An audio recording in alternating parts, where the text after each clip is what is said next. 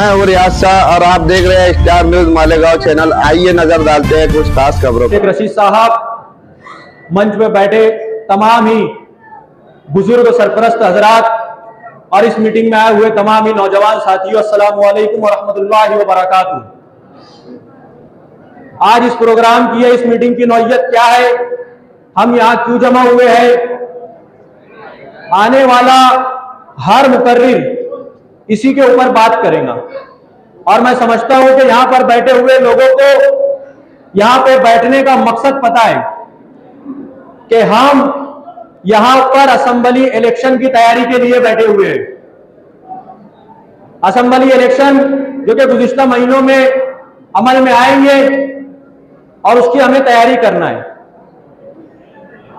Assembly election की तैयारी पे बात करने से पहले हमें वक्त की जरूरत यह सिखाती है कि हम शहर के हालात पर बात करें। गुज़िश्ता सालों जब इससे पहले असेंबली इलेक्शन मालेगांव में हुआ तो किस तरीके से जज्बाती सियासत के चलते हुए इस शहर की नुमाइंदगी ऐसे एक नाअहल शख्स को सौंप दी गई जिसने आज शहर के अंदर फिरका परस्ती का माहौल गर्म कर रखा है, जो आज शहर के हर फंड को जो शहर की तामीर और तरक्की के लिए काम में आएगा उसे फिरका परस्तों के हाथ में बेच देता है। नतीजा क्या निकल के आ रहा है कि शहर नाकामी की तरफ, उलझनों की तरफ, परेशानी की तरफ और सहूलियात के फुकदान की तरफ बढ़ता जा रहा है। हर कोई शख्स मसाइल से दोचार है। इसके बदले में शहरी लोगों को, शहर के अवाम को क्या मिल रहा है? सिर्फ वादे, कोई नुमाइंदगी हासिल नहीं है।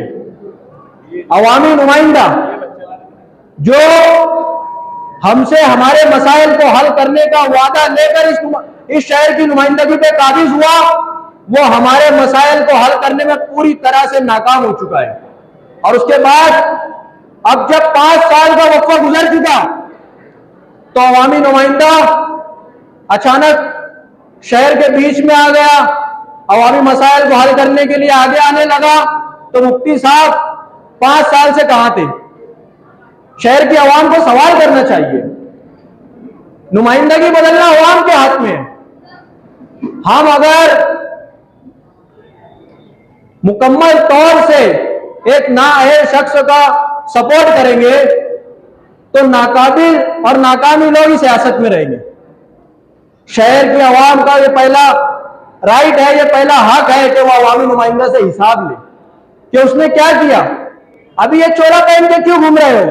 ये फंड लेके आ गए, ये काम कर रहे हैं, वो काम कर रहे हैं, फलाने काम का इफ्तिताह हो गया, इस काम का इफ्तिताह हो गया। 5 साल से कहां थे? अवामी मसाइल पे कितनी नुमाइंदगी किए? बुनकरों के मसाइल पे कितनी नुमाइंदगी किए? शहर के हालात पर, फिरका परस्ती पर, 12 नवंबर पर, फलस्तीन के मामले पर कितनी नुमाइंदगी की है? इस वक्त तो तुम गायब थे और अंधे वक्तों के ग्रुप ने कायदे सालार बना रखा है, न जाने कैसे लकब दे रखे हैं। कब तक? और आखिरी में शहर की आवाम को एक दूसरे से डिवाइड कर कर, एक दूसरे से अलग थलग करके अपना काम निकालना, पार्टियों के सपोर्ट से यकजा होकर जीत के आना, यह अवामी नुमाइंदे को समझ में आ गया है।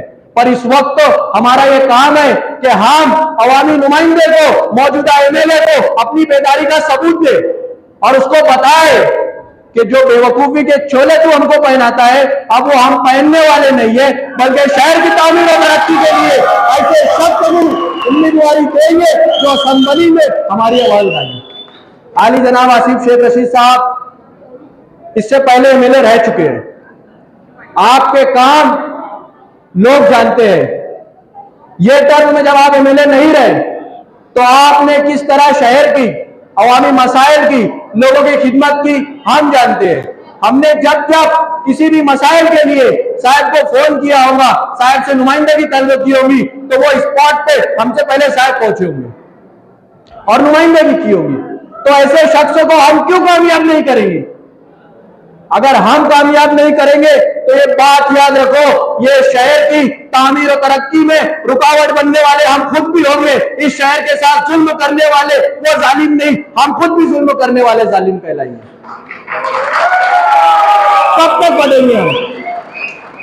वक्त की जरूरत है, वक्त की जरूरत है कि हम नौकायद नस्ल नौ अली जनाब आसिफ शेख रशीद साहब को भारी अक्सरियत से असेंबली में पहुंचाए, उस शख्स को पावर दे, उस शख्स को ताकत दे, उस शख्स को तकवीयत दे, ताकि वो हमारे मसाइल के लिए आवाज बुलंद हो, हमारे हक के लिए आवाज उठाए।